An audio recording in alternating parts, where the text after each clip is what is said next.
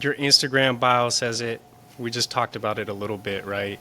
Um, I think that you probably fall into a very, very, very small population of people, maybe on the planet, huh? That are three-time professional athletes. Yeah, I mean, I'm the only one that I know. There's a few greats, right, that are two-time, right, that did two things at the highest level. Prime But time? yeah, Drive Time, Bo Jackson, Michael Jordan, right? But I don't know anyone that's done three at the highest level. And yeah, that's my claim to fame, kind of, right? NFL player, professional rugby player, professional fighter, fought in the UFC, and the journey along the way, everything, you know, leading up to that. Yeah, that's wild. What does that feel like? Because I think even driving on the way over here, I was trying to think of, are there other three-time professional athletes? And I can't think of any either. The funny part about it is, I probably wish I wasn't. I wish I would have just been in the NFL for my whole career, but it's not something I ever thought about. It's not something that I ever really said, oh, I want to go pro in all these different things. And like, I just like doing what I like doing, and that's playing sports, and that's competing. And when I came to fighting, like, I love fighting, and there was no. I was trying to be a cop. I was a cop. That's how I was making money, and I was just training for fun, and it was just one of those things where, like, I love this so much that I just don't want to do anything else ever, and was blessed and able to make a career out of it. Yeah, it almost sounds like that. I don't know how long that time was that you were a cop, but that was like what I'm hearing from you is like the cop was the role, and like the real person was the fighter or the athlete. Yeah, absolutely. Like, so every step along the way, right? Played college football, got done with that, and everyone's like, "Okay, are you going to start your real life now? Your real life? Are you going to go be a normal human?" And I'm like, "No. Why would I want? I'm going to play football." Again, blessed and fortunate that I was able to go play in the NFL, play professionally. But my whole friend group, everyone from that period of my life, moved on. They're like insurance salesmen now, and like doing stuff like that. Uh, but yeah, go play in the NFL. It doesn't. It's a great experience, and it doesn't go necessarily the way that I want.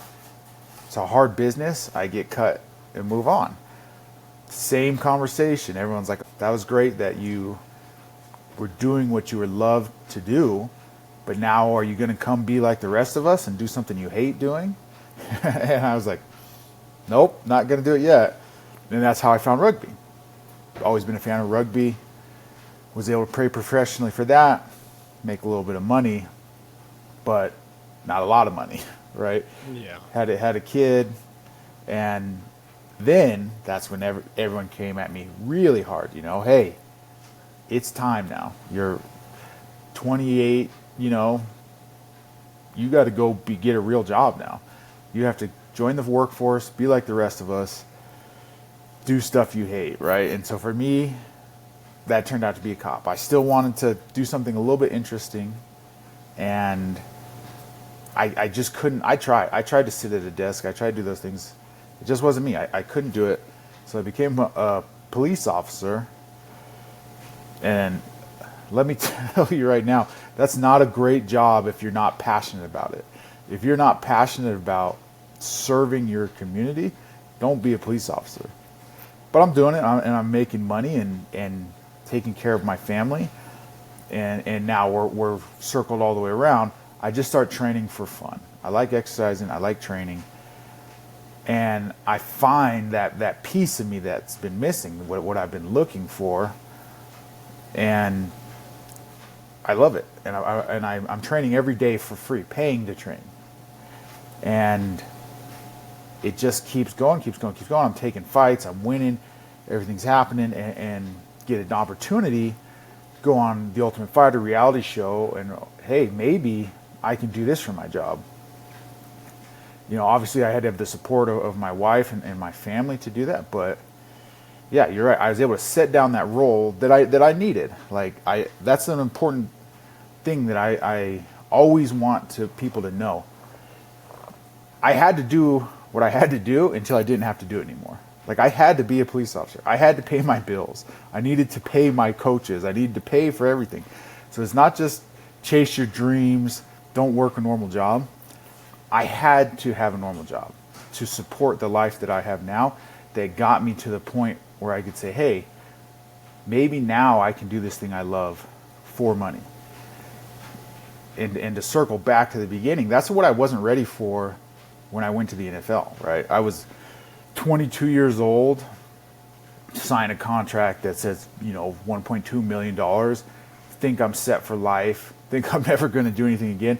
And they're asking me to be there for 8 hours a day, either playing football or studying about football, completely unprepared to make my passion my job. And I failed it, and I didn't. That didn't work for me. I didn't have success that I would have wanted in the NFL. Yeah. So I just had to learn along the way. Man, there's so much to pull on right there.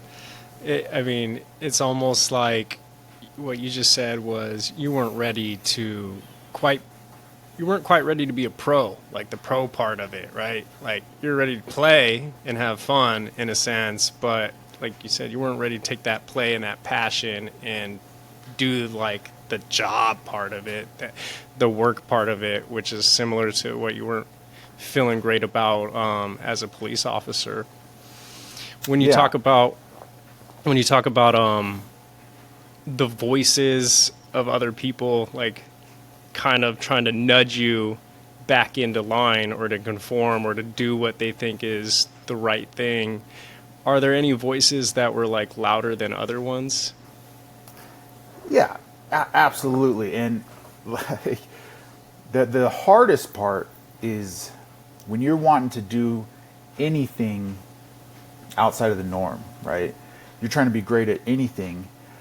It's the people you're doing it for, the people that love you, that are going to really want to try and hold you back, but not in a selfish, negative way. My parents want me to have an easy, simple life. Mm-hmm. They worked hard. They worked hard their whole lives. My dad was, you know, immigrated here from Samoa, didn't speak English, raised me, my brother, and my sister with my mom. Right, none of them had a college degree. They worked their asses off, and when I made detective as on the police force and just like sat in office all day and did nothing essentially, my dad, he thought that was the greatest job ever, and he was so upset when I left it because he doesn't want his son to have to go out there and put in the amount of work that he had to, and I get that from his perspective, but I want more for myself and my kids and for him. I want to take care of him and my mom, and that takes more vision than necessarily he or my mom or anyone else has. And I'm super fortunate that my parents have always supported me. They've never been like rude or mean or condescending, anything like that. But they make it known that they would rather that I just work a desk job than go take my shirt off in a steel cage and fight people on TV. Yeah. How do they feel about that now? They still don't love it. My dad still doesn't love it. At least it's working out. That's at least we can say that. But he still doesn't love it. He would still love for me to just have a normal job. My mom loves that I'm happy, but she doesn't like seeing me get hurt, you know, in training or fights. Yeah, what mom would, right? Yeah.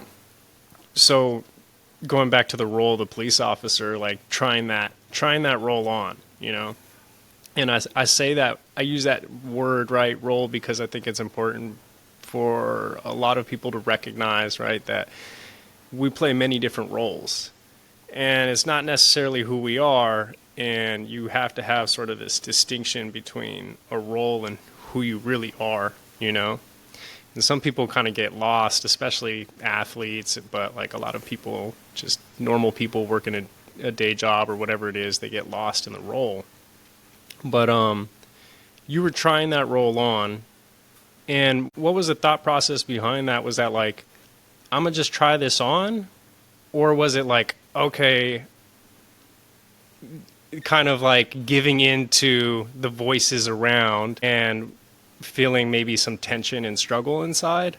What was it, or what, you know what I mean? Like, was it like, fuck it, I'll try it, give it a shot, see if I like it, or was it like, I don't want to do that, but I'll do it.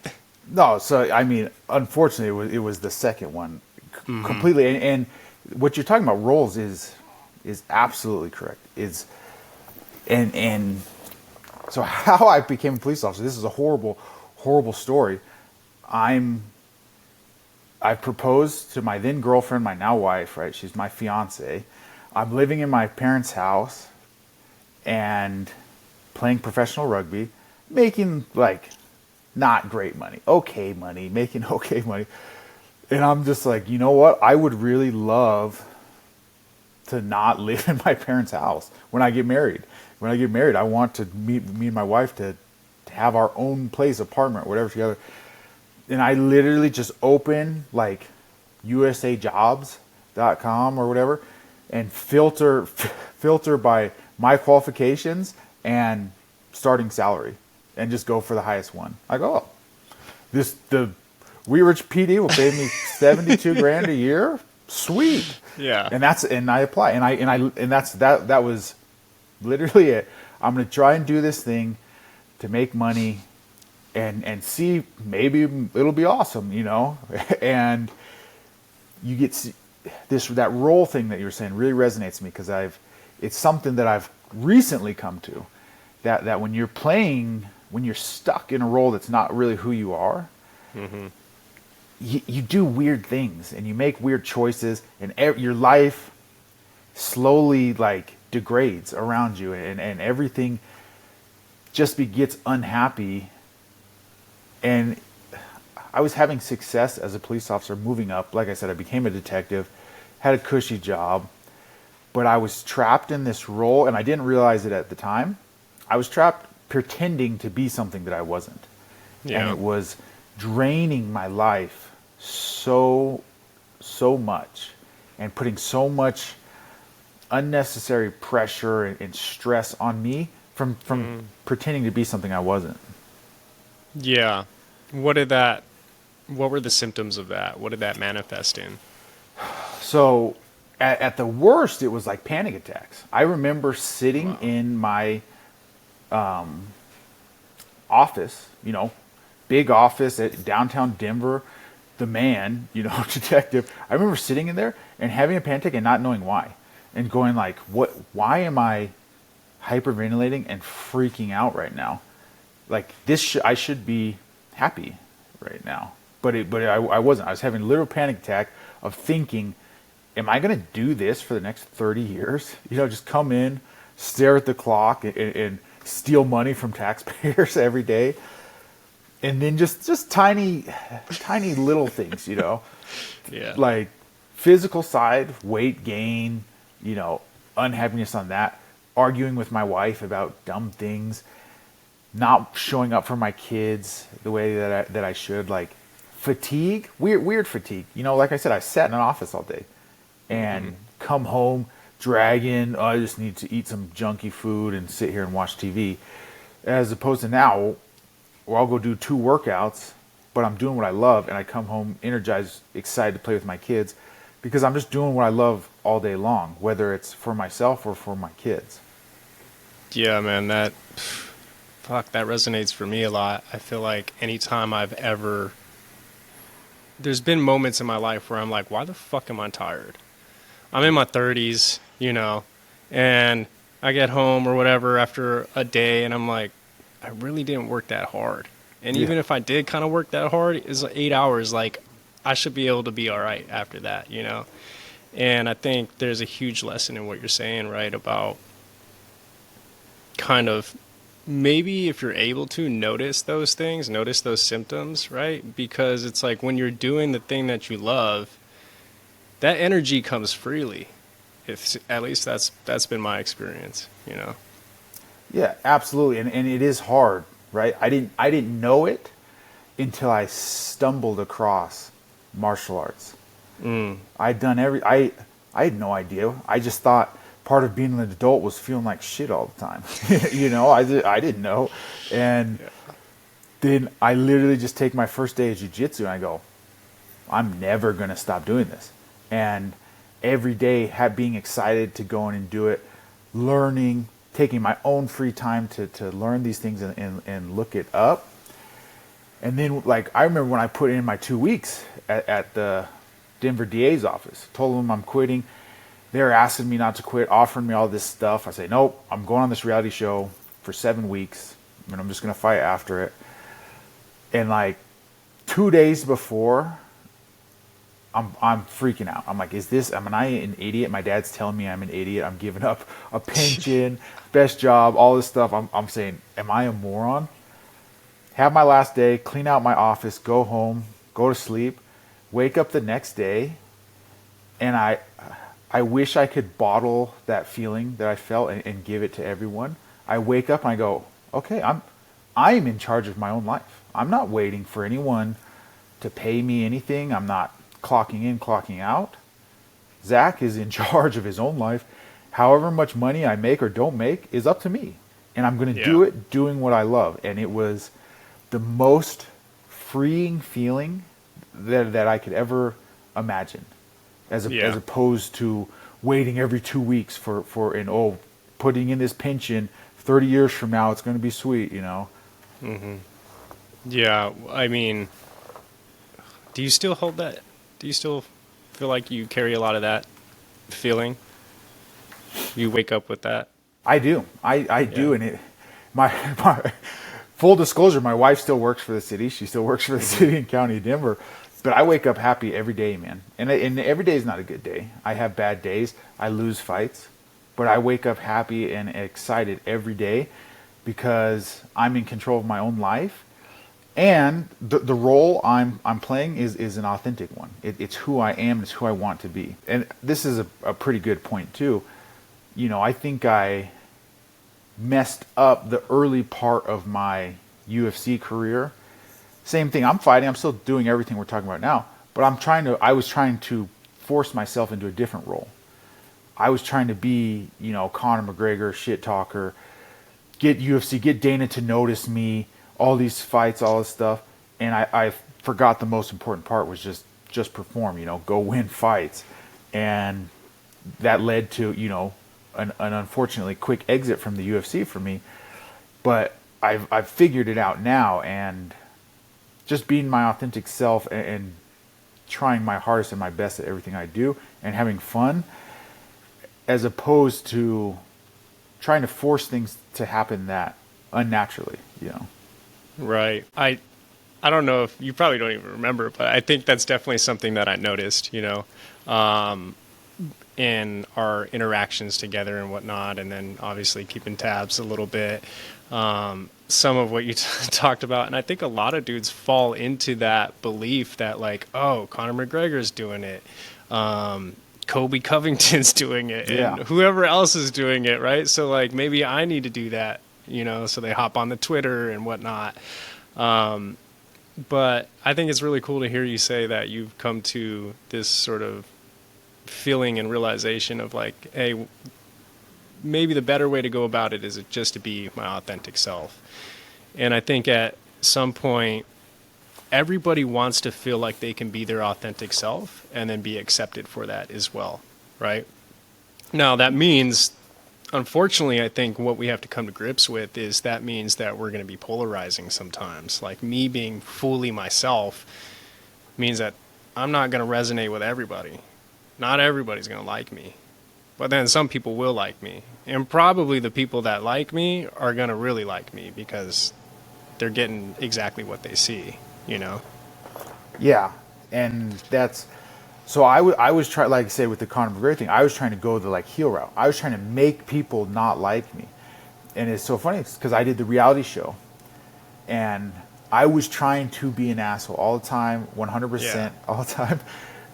And I would have people say to me, all types of people be like, "We loved you on the show, man. What, like, but you weren't like this on the show." And I was like, I was trying to be, but they just showed the good parts of me, and just get caught in this thing of people were seeing the real me, and most people can see that. That's why it's why people hate Colby Covington, because they can see it's all an act. They can see it's fake. People could see mine was an act. They could see it was fake. They could sniff it out. And at that point, you have two choices. Like, okay, be my real self and accept people will like me or not like me, just like you said, or you double down and you force this act and just make everyone hate you. Yeah. How and when did you come to that realization? And then I have a follow-up on that is like, do you think we got to go through these fucking things and come to those lessons on our own? I think so. I wish we didn't, but I'm sure people have told me not like about this before. But like the realization for me just came right before my last fight. So I lost at the beginning of the year, I lost my second UFC fight, third total, but my second in a row. Or I won my first one, lost two in a row, and I'm like really racking my brain because I lost to guys that I know I could beat, which everybody says, right? Everybody says that, but I'm racking my brain. What is the deal? What is happening? And my last fight comes up short notice. I don't have time to do it. Any type of like social media nonsense, like do anything. I just have to go and fight, be myself, whatever. Boom, have the greatest fight of my entire career. And really talking to Vinny and Cody afterwards, where it's like, the bullshit was taken away from me. I didn't have time for the bullshit, for the marketing, for the being an influencer, all this nonsense. Didn't have time for it, and that's what allowed me to perform. And that's what made me realize, oh, those things are what's getting in the way. Yes, you can make money through Instagram, and hopefully I can someday, but I was putting so much of my energy into trying to be this Instagram influencer and not getting a return on it. I have to set that down for a little bit and get back to, again, what is my authentic role, right? My authentic role is an athlete, a performer, going out there and performing in that aspect, not an Instagram influencer or someone talking at conferences, things like that. Yeah. Do you feel, man, yeah, I wish, because I see it so much, right? Like my job as like a sports psychologist, right, is to talk with these guys and kind of try to understand what's going on for them and whatnot. And, you know, everybody shows up with different issues, but a lot of issues kind of come back to the same thing, you know. And the biggest one that I see is like either fear of people's opinions or being attached to an outcome. And then maybe the other one is just being distracted on a lot of bullshit, you know. And I don't know. I find it very, very, very rare that I sit down and I can talk to somebody and they like actually are like, we have like maybe a nugget comes up or there's something that lands for them and they're like, I'm going to take that. I'm going to run with that, you know. More often than not, it's like, I got this, you know. Yeah, I know, and I think that's part of being a good athlete is this thing in my mind that let me get into a cage at 30 years old and say, yeah, I'll fight the best guys in the world, is also what gets in my way. This arrogance of, I know what to do. Like, get out of my way. I don't need you to tell me how my mind works. That thought process is also what gets in my way when I reach this ceiling. When I get to a ceiling and I'm like, why am I not able to perform as good in the cage as I do at practice? And you hit the nail on the head what it was for me. For me, it was tying myself to an outcome. I would plan out these outcomes. I'm going to win this fight. I'm going to get a bonus. I'm going to fight again in 2 months, get another bonus. Okay, that's 400 grand by the middle of the year. I'm going to do this stuff to my house. Boom, boom, boom. Let's do it. You get in the fight and you say, I need to make these things happen, and you close yourself off to the actual possibilities that are presenting to you in the fight. And my last fight, like I said, that I had my best performance, I literally just went in there and I go, this guy has never fought in the UFC. He's 5-0, but whatever. Like, if I don't beat him, if I don't smash him, I'm just gonna quit. Like, that's fine.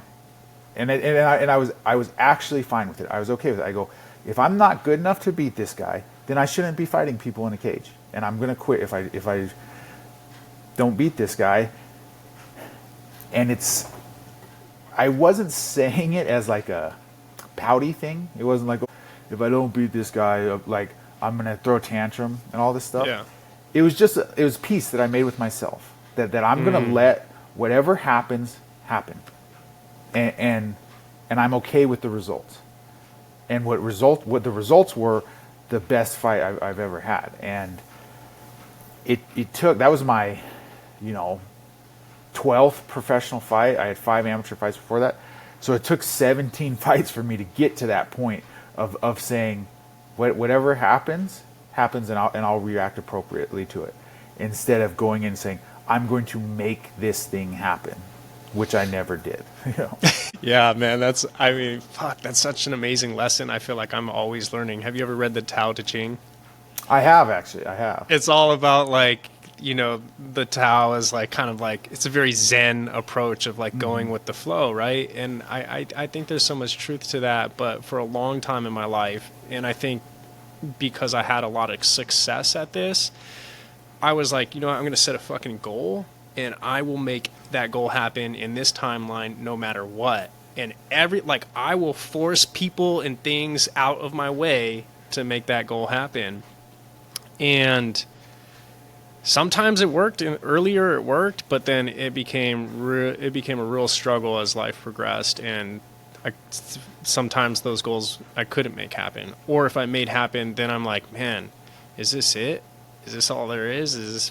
This is what I was after, And what comes up is, Vinny and I talked about this in our conversation, and he talked about like having this, I don't know if you're spiritual or anything, right? But Vinny talked about having this mindset of like, you can fall into the belief that you're making shit happen, and then sort of having to make the transition into like, I'm not making fucking anything happen. I can put an intention out there and stuff and go to work, but the results aren't up to me, and when and how they happen are not up to me.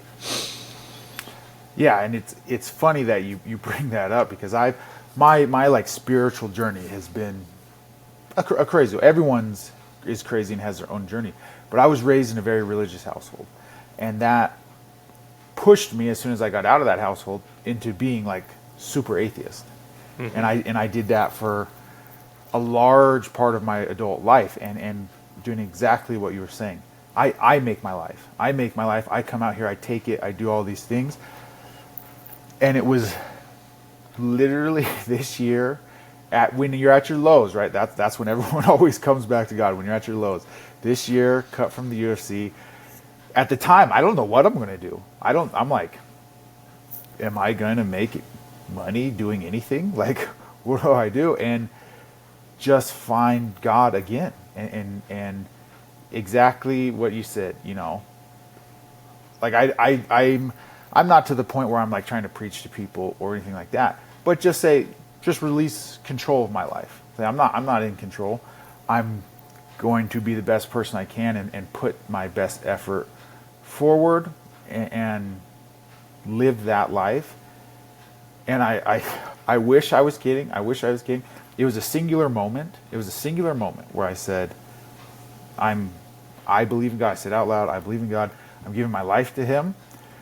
And since then, my life's been fantastic. And I wish that like from the person I was 2 years ago to what I'm saying right now, like I sound like a weirdo, and I'm sure other people were like, "Oh, dude, you used to clown me for going to church. You used to bring up all these things." Like I know, and I'm sorry, guys, but my life has exploded, has exploded in everything that I could ever hope for since I gave up control of it, since I gave up trying to force everything to happen, and just understanding that there's a design that I don't understand. Yeah, that speaks so much to me. I think that's a constant practice for me is to try to let go of control, let go of control. It's almost like a mantra at this point, you know? But that's, in the realm of professional sports or anybody that's doing an endeavor at a really high level, right? A lot of, kind of to your point, right, is like the thing that makes you really great at that is a little bit of arrogance or the little bit of belief that, like, no, you can control some outcomes, And what I see a lot of guys, right, in all sports, they get attached to an outcome that they have no control over. And the only thing that they have control over is the effort that they put into it. And I don't know, you can tell me what you think about this, but when people talk about this concept of mastery, like that's what I believe the process of mastery truly is, right? There's not like a timeline on it. It's just you only use a goal as a vehicle for the process of mastery to measure who you were now or who you are now up against who you were yesterday. Yeah, I think that's a great way to look at it, and I do think goals are important. This is the hardest part that I've had with this new little awakening that I've had, and I'm not as necessarily eloquent as I would like to be explaining to people. But when I've tried to tell this concept of letting go to some of the like amateur fighters, and they're like, "So what? I just don't train hard?" And it's like, no, that's not the answer. That's not what I'm talking about. But what you're saying is right. It's about mastery and mastery of the moment and yourself, not mastery of making tons of money, right? Not mastery of being undefeated, anything like that. Mastering yourself, mastering being able to be in the moment and focus on what actually matters and recognize what actually matters. That when we talk about these roles, right? When you're playing the wrong role, it's because you're failing to recognize what truly matters, right? For me, it always comes back to money. I don't know if that's because I grew up poor, but it always comes back when I'm focused only solely on money is when I start getting off track. Is when I start going, oh, if I act this way, people will pay me more money for stuff, and it always leads me astray when I put money as my sole focus.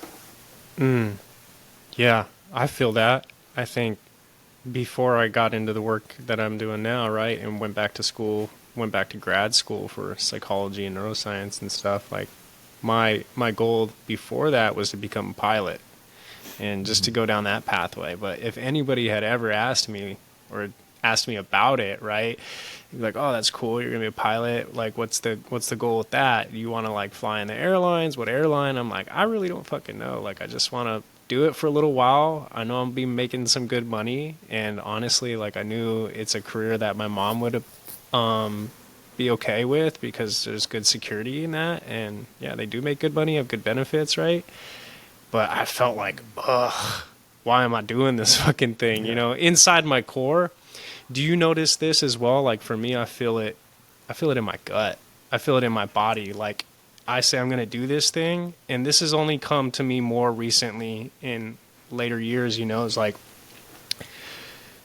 if I say something and I like in my body, I just feel like a little ungrounded or like a little bit weak or something, like I can feel like almost like a cringe in my body, and that is like my signal to be like, oh, something here is not in alignment. It's not in integrity. But I've only really learned to listen to that.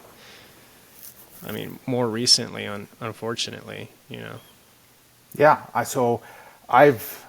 that is almost verbatim what you're talking about is what I've kind of figured out in like the last 3 months, almost. But like I said, for me, I figured out the big trigger is money. anytime I'm talking about finances, future finances, oh yeah, we're going to make this money, I'm going to do this, make that. Whenever I do that, I feel this like pressure, this like I'm stacking it on myself. Yep, I said I'm Yeah. going to make that money. Put it on me. I'll make that money type deal, and it immediately starts affecting how I act and the decisions I make, because I've put that outcome over anything else anything else. And I've just realized that in the last few months, where after I had this great, beautiful fight, this great, beautiful performance, and I'm talking to my agent, I'm talking to my wife, we're doing these things, and I start doing it again. Okay, we're back on track, back on win. Give me another fight this date. Tell them I want this amount. Going to win that by December. And then luckily, I was able to catch myself and go, I'm about to do it again. I'm about to like do everything that I just did that got me to that point before. So I just had to step back. Was that the moment of awareness, or was that like you had already become aware of this pattern in your life, but sort of like had a forgetting after being on a high from the win and whatnot? So 100%, I had a forgetting from the high of the win, and I'm just super fortunate that I'm married to, someone who's known me for a long time and knows who I am and my goals. And it was actually my wife that was able to speak it to me and tell me and let me know. And she even said, she goes, "Hey, the money. Stop arguing with this promotion about money. Stop telling me about this, what you're going to do in December and how much money you're going to make. Just fight and win and do that, and everything else is going to take care of itself, like it has been." And so I'm a macho guy, right? I'm like, same thing we're talking about any sports psychology, anything. I'm like, you're not going to tell me how my brain works, okay? You're not going to tell me how. But then it's like 2 days later that I'm like, damn, she's right. She's right. She was right about everything. Got to settle it back down, and just focus. And the key with all this money talk, right? Anytime you're really talking about money or thinking about money, you're not in the moment. You're not present. When you're talking about money, you're thinking about the future. And that's the key, and that's what pulls me out of the present is money and finances. That's what always pulls me out of my present thought. Yeah, and I kind of feel like being present, that's the only place that like we can truly be completely ourselves. And I don't know if you want to call it peak performance or what, like, but that's where it usually exists, So it sounds like that's a great awareness, and you have a really great support system in your wife there, Yeah, and I am a very lucky person, right? I have a great wife. I have great parents, like I said earlier, and it's about getting out of my own way sometimes and recognize. Like I said, she said that to me, and it was like an argument. I was like, "You don't want to make money? You don't want me to take all this? You don't want me to be great? All this stuff?" And then 2 days later, it's like, God, yeah, okay, you were right. You were right. Hilarious. Yeah. When you were so when you started all this stuff, right? Like, were you that goal oriented earlier in your athletic career? Maybe when you were going to the pros and stuff like that, were you thinking like that, or were you just kind of like going with the flow at that time? So, early, it was all just flow. Okay. And that's when I was the best and had all my success in football was kind of just going with the flow and just having fun. And then I got a taste, right? I went to the NFL, got a little bit of money, got a taste of what life could be, started, more goal oriented, which was good at a time. Like I said, you have to have goals. And then when I first came to martial arts, obviously everyone in jiu-jitsu is huge on the Jocko Willink, David Goggins type stuff. And I think that's good for a lot of people. I think it is good to have goals and have work ethic. there's nothing wrong with that, and I think there's nothing wrong with Jocko Willink or David Goggins. But for me, at least, I got so into it. I got so into, extreme ownership and all that stuff that for whatever reason in me, it manifested as like results oriented. Nothing mattered as long as I was getting results. Right. If I was getting what I wanted, nothing mattered.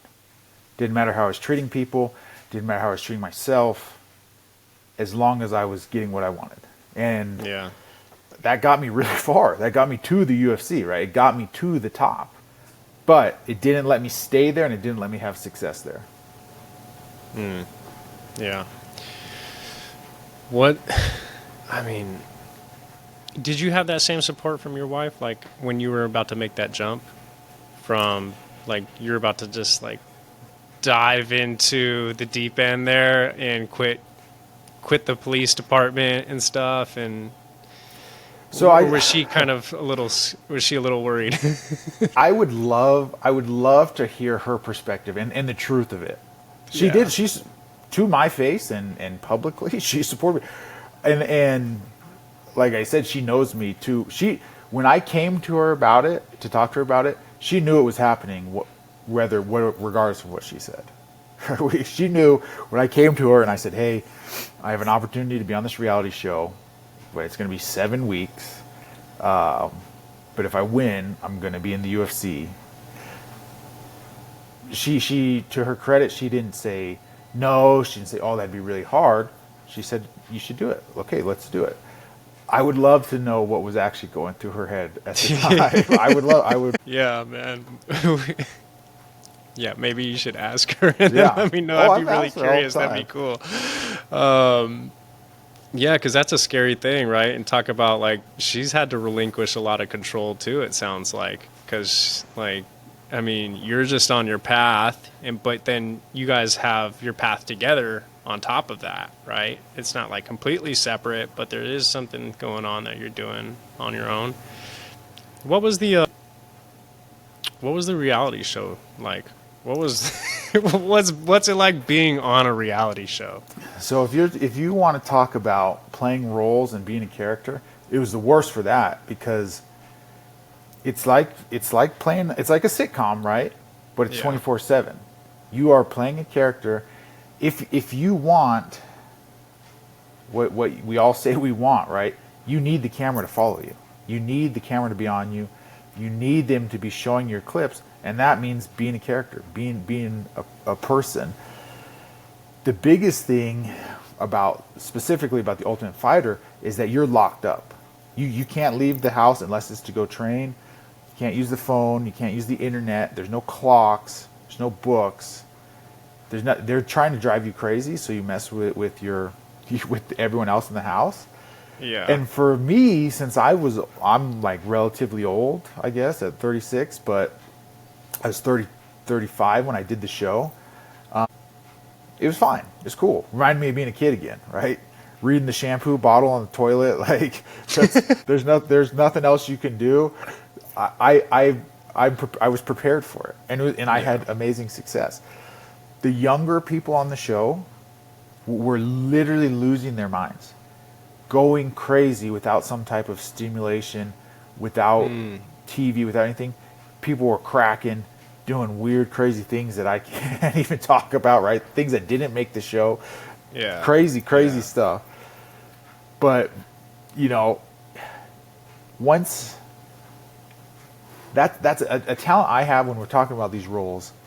I'm able to pick these roles up and just dive into them. So the role of the reality show guy who wakes up and cameras are in his face, cameras are at me at my best moments or my worst moments, it didn't really faze me. And it showed because I had a lot of success on the show. But there was people that it totally broke them. Having someone film them every second of the day, not being able to go to the bathroom alone, like totally broke them mentally. Yeah, that's hilarious. I mean, I think that maybe speaks to even a bigger problem a little bit, right? Is like, you just can't get away from it now, Like having technology and having some sort of stimulus, You know, when we were kids, that stimulus was mostly just the TV, probably. So, you know, you watch a few hours of TV and then you get bored, you go outside and do some shit, right? Or yeah, you had like magazines in the bathroom, you Yeah. know. Now they just fucking scroll and they just scroll and they scroll, and it's like, you, here's an interesting concept, right? And I think it's true. And another thing Vinny and I talked about, right, is like you can only hear this concept of like whether you want to call it God or whatever it is, right? When you get sort of still and you're quiet. And if you're always constantly distracted, you'll never hear that, but you also won't ever see the things that, like, the dark parts of you that are trying to speak up. And I think that's kind of what I hear hearing that, right, is like people not having stimulus and have to be by themselves all the time with nothing to distract themselves, and then make it worse with the fucking camera on you all the time. That's uncomfortable. Yeah. You're probably left with some uncomfortable feelings. Absolutely. And there's another piece, whether you want to talk about from that angle or from the peak performance angle, like focus is a skill. Like being able to focus and see what needs to be done when it needs to be done is a skill, and a skill that needs to be practiced and trained. And if you can't go to the gym without your headphones on, without your perfect playlist, right? That's an issue that you should recognize. If you can't drive without YouTube or without Pandora, and you got to skip, you got to pay Pandora so you can have unlimited skips, like, that's something that you should recognize in yourself, and that's something that's going to show up in the cage, on the field, at some point. The ability to focus is a trainable skill. Yeah, I mean, I find myself, like, I meditate every day and stuff, and that's not to brag or anything like that, but, like, I find myself using the headphones as a crutch sometimes, right? Like, I pull up to the gym, and I'm, like, going through my car, I'm like, fuck, where the fuck are my headphones at? I'm like, shit, this is going to be a shitty workout, you know? But after you get through it, like, I think it's a good practice, you know? I think there's a lot of truth to what you're speaking to. Like, if you don't need... Cristiano Ronaldo talks about that. He's like, hey, you should go into the gym, and like when you're doing your workout, only be in the gym doing your workout, you know? Yeah. And like, I track my screen time, and mine is super high every day, usually because I use my phone, YouTube or Spotify while I'm driving. And, you know, I drive to and from 2 practices a day, and it's the same thing. I hate driving in silence, but that is something that I personally have to work on and be okay with sitting there by myself, right? Not being distracted while I'm doing this monotonous task of just getting to the gym at 5 a.m. that I've done every day for the last 5 years, you know?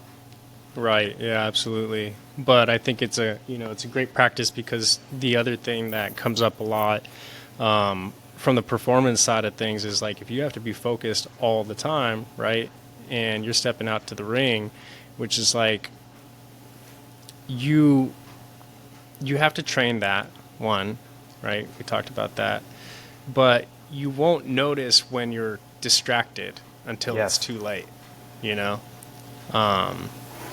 So that's huge, and I see it a lot. So that's a huge thing that has happened to me. When my last fight, when afterwards we're breaking it down, and Vinny's asking me why I wasn't doing something specific, right? My opponent kept like squaring his feet up, and he was like, dude, he squared his feet up 50 times. Why didn't you shoot, you know? And I'd just be like, dude, I didn't know. I didn't see it, you know? And it's something we were training to look for, something that I was going in there waiting for, that I missed over and over and over, because my focus was too distracted by the lights, his corner, the money, Dana, all this stuff, instead of being able to focus on the moment of what's important right now, the correct reads on this guy. Yeah, we talked about that once before a little bit too. I asked you once, I don't remember what the guy's name was, but you had mentioned that, you know, what was the story that was going on in your mind a little bit was like, oh, I can't I'm not supposed to stand up with this guy because his expertise is standing up, right? And you're supposed to Yeah. sort of like game plan was to take him down. So, but like when you were in your exchanges, your hands were down because you're thinking I'm gonna have to shoot in a second, right? Rather than being where you know they should be. Yeah. Yeah. Yeah, exactly. Just not being present in the moment, not reacting to what the actual situation is. Living in living in the future, saying, okay, I'm going to wrestle him, I'm going to get him there, all this stuff. Not saying, oh, what's happening right now? He's punching me in the face. Like I should put my hands up. Yeah, it comes back to being present, right? Yeah. Dude, I don't want to drop names here, but there is some dudes that have potential that we know and that you train with and whatnot, right? And their biggest enemy is themselves, right? Like their biggest enemy is whether it's being focused on the wrong things, right? And it's just distraction. They know that, hey, it's time to focus and I should line things up like that, but for the god of them, like they cannot bring themselves to do that. They got side pieces, they got whatever the distraction is.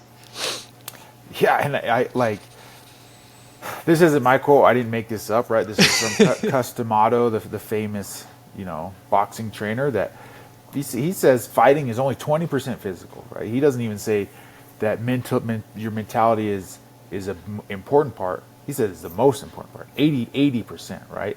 But how much time do we spend physically training?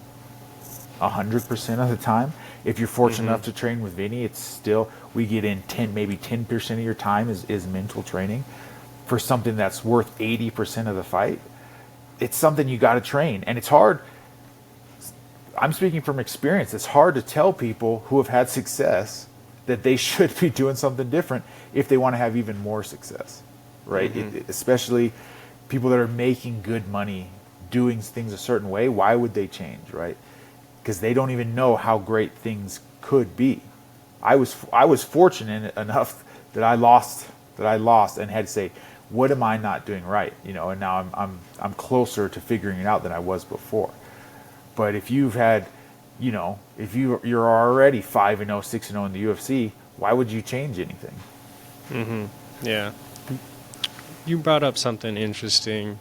And Vinny and I we have a lot of these conversations on more of like the mental side of things, right? What's that relationship been like? For me, that's been almost everything for my fighting career. I'm not where I'm at if I don't happen to go into Vital Training Systems and get linked up with Vinny. I was just doing jiu-jitsu. I was a jiu-jitsu guy, and luckily, just one of these things that I was just blessed to have this happen.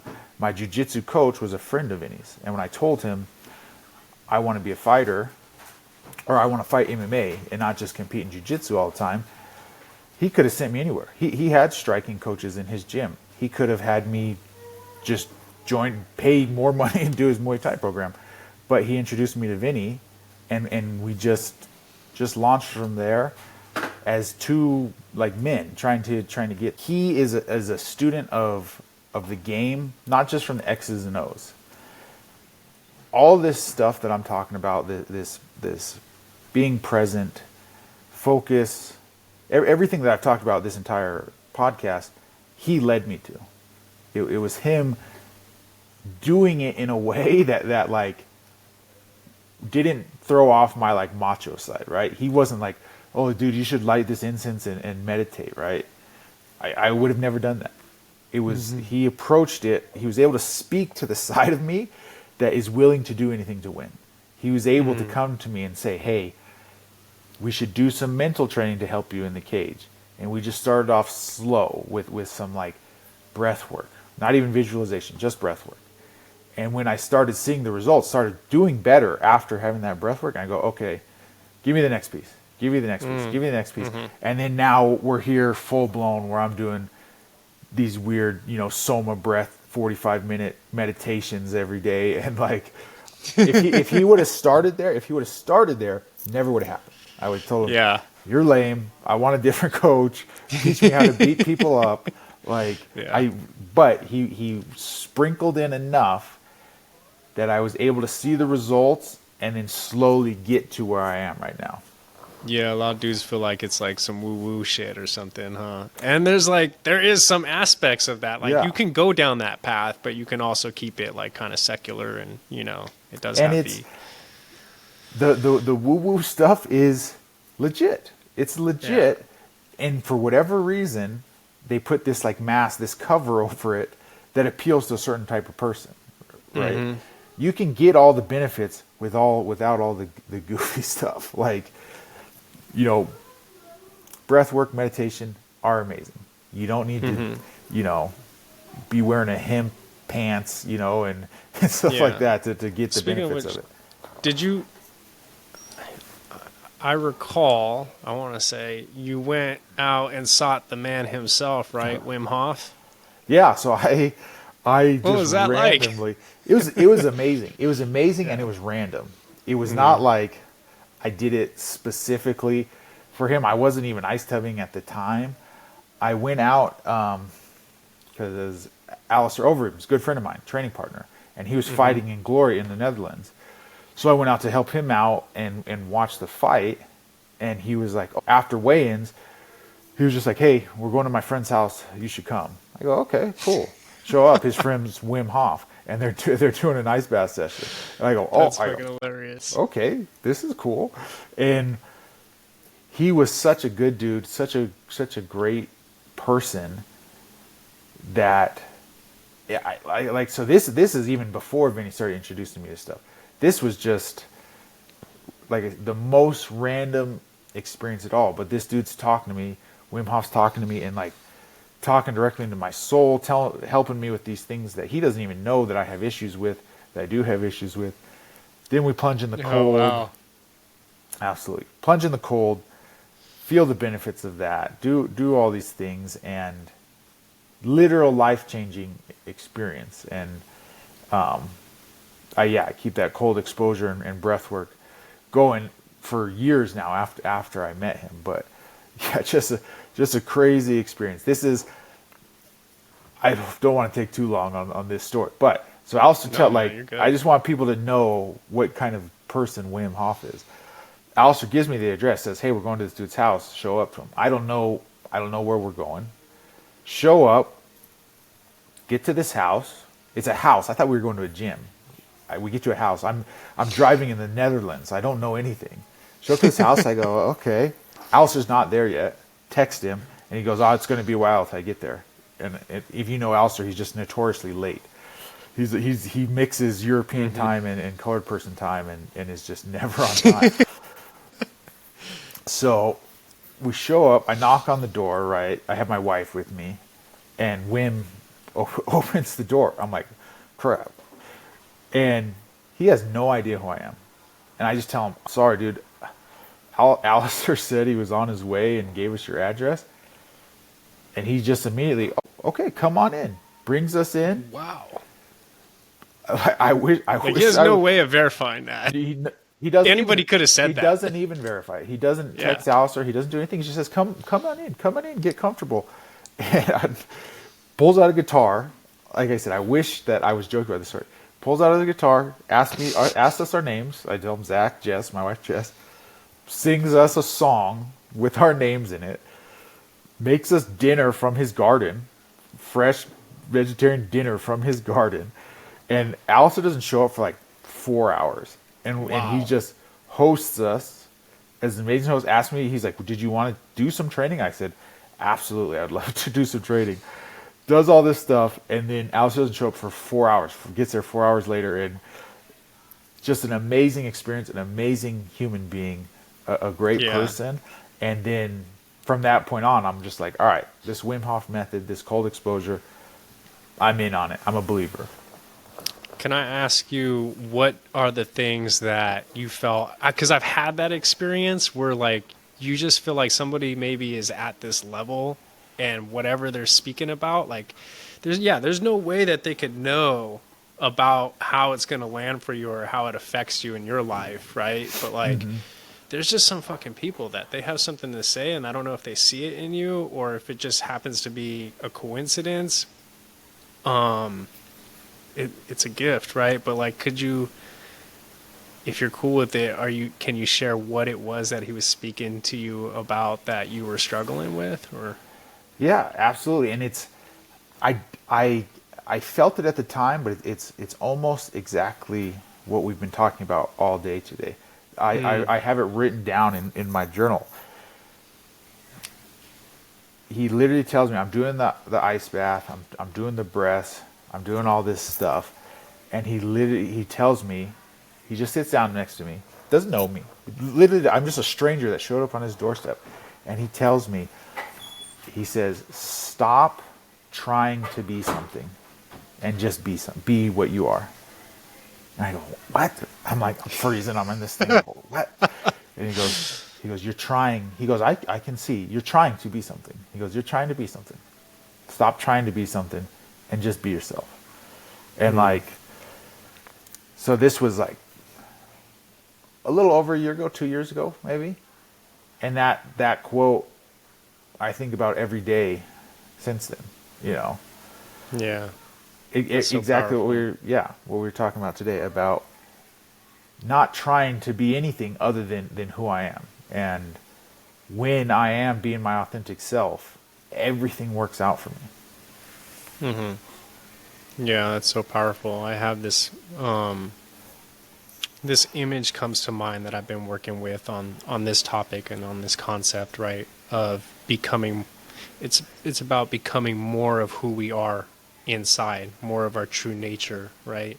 In society and our goals and distractions and all these things, what we've been talking about, we start to think like we put these things on, almost like we're putting fucking clothes on and stuff like that. And it's more about like shedding those layers, or like an onion, just peeling back the layers and trying to reveal more of what's truly there.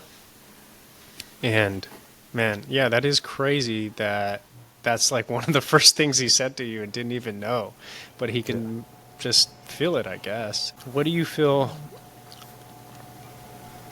Do you feel like this is it? But I was going to ask, what do you feel is Zach's growth? Where does his growth lie right now? Do you mean like what is going to continue my growth, or like what do I have to continue growing with, or? Yeah, like what do you think you need to work on for your next stage of growth as as a person? And So maybe that yeah, overlaps with being a fighter, but yeah, I'm more concerned with the person part. absolutely. So everything that we've talked about today, right? Yeah. The being present, not focusing so much on money, not looking to the future. All these things that I'm saying, and I hope everyone can resonate with, and I'm doing better with, and I've just had a recent breakthrough with. I'm still not perfect with them. I'm still not great with them. Like I told you, I just 4 weeks ago was sliding back again and got caught by my wife and had an argument with her. Like she was trying to help me. The love of my life was trying to help me, and I was like yelling at her about it. Being able to recognize these things quicker, I don't think you're ever going to be able to stay in that zone, stay in that present zone forever. Maybe some people truly do reach enlightenment, but the goal, I guess, my growth is being able to recognize faster and get back quicker and show more appreciation to the people that are pointing out when I'm going astray. Wow. Yeah. Do you feel like your wife would say that's the same? Would she concur with that? Yeah, she would definitely concur with it. She would just say I need to listen to her more and do everything she tells me to do. Ah, that's do everything she tells me to do. That's hilarious. I was gonna say, yeah, we can all listen more. That's something that I'm always trying to remind myself to do, is to listen more or maybe talk less.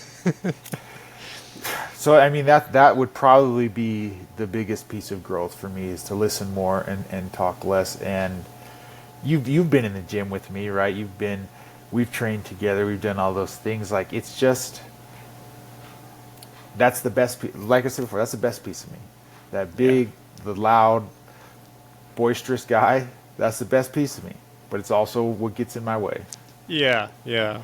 Yeah, figuring out how to balance those two is maybe that's always that growth, right? I saw a meme that was like it was like if you ever want to say something and never get in trouble for it, whether you're at work or whatever, he's like just always finish the conversation with it's always about that balance, guys. Yeah. But there's so much truth to that, honestly. Cool, man. If your kid comes up to you, like let's say, well, you got 3 different kids now, but let's say like one of them, your boy or something, is like high school, and he's like, Dad, I don't want to go to college. I want to do this crazy thing. What are you saying? I'm saying that as long as you're willing to put the work in, right? I support my kids chasing whatever makes them happy, as long as they're willing to do the work, and that's my that's my message to everyone. This life that I've been blessed to live wasn't easy to achieve, right? It was work every step of the way. Like I said, I wake up every day happy. I wake up every day energized, but I wake up every day and get after it. Yeah. Do you think that, I mean, you kind of just said that, but just to clarify, do you think everybody should do that? They should follow their passion? Because that's kind of cliche, and I feel like sometimes it's right, that's what we talked about, it's a struggle to know which one. Yeah, I just think the more key component is finding your passion. And when I figure out how to help people find their passion, I'll never have to worry about money again. Because I stumbled online. I was a football player, right? I was a rugby player. I just stumbled into martial arts and recognized it immediately that this is what I want to do for the rest of my life. So if you haven't found your passion yet, keep looking and be open to it when you do find it. Let me ask you this. What about purpose? And what's your purpose, or what comes to mind? So I'll be cliche again, but my purpose is to just be useful to my family and my children, right? As I've been blessed to I enjoy my life. I enjoy what I do, but even if I didn't, my only purpose is to provide for my kids.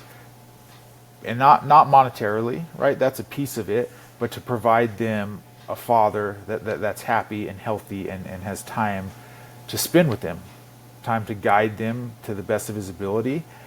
And that means taking care of myself physically, mentally, spiritually, chasing my own passions so I can show them that they should do it as well. Yeah. What would Zac want to be remembered by or for? That is a good question. I don't have an answer for it right off the top of my head.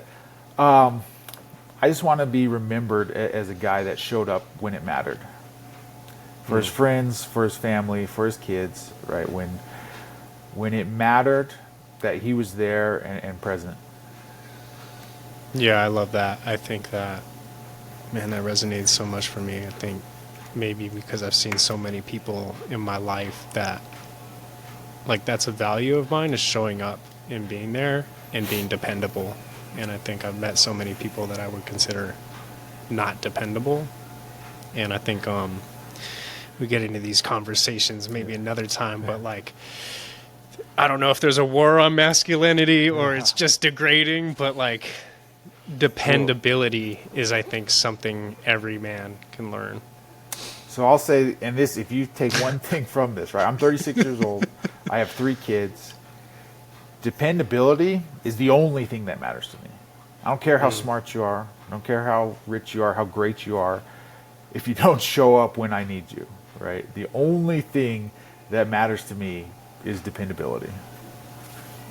Yeah, I agree. I love that. I really appreciate you. I think, yeah, man. I think that's I think we're at a good point to stop here. What do you think? Yeah. Sounds good. Cool, man.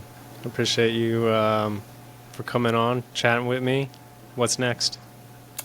I'm fighting September 27th in Milwaukee, the jewel of the Midwest. just go out there, effort over outcome, and just roll on to the next one. Cool, man. Good luck out there. Thank you.